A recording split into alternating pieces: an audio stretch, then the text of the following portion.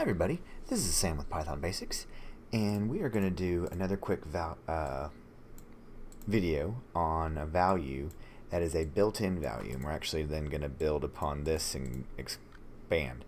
But I just want to make sure that you guys are aware that we do have videos coming out every single day, and I want this to be your one-stop for everything Python. So make sure you're clicking that subscribe button and that notification bell, and if you're liking these videos, please make sure you're clicking that like button, so because I want to keep doing what is needed. So alright, let's just dive into it.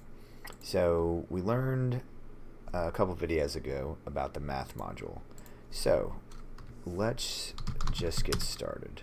So import math, so let's run this, and we saw a couple of things in here. So last one we did factorial.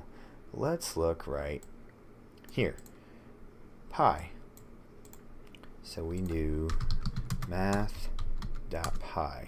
So if I'm going through and I really don't want to have to type that in everywhere, I can actually do from math import pi. So now I run this, and all I have to do is call pi, and there is my variable. And there are a couple other built-in variables, and I'll give you a hint. That's actually the next video we're going to do, is talking about built-in variables and building upon one other video we did earlier. But this is one of the highly important and highly used, especially when you really start doing math problems.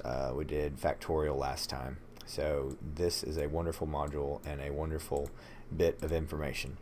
So thanks for watching. Don't forget to click that like and subscribe button, and most important, that notification bell, because I don't want you missing anything. So thanks for watching, and we'll see you next time. Bye guys.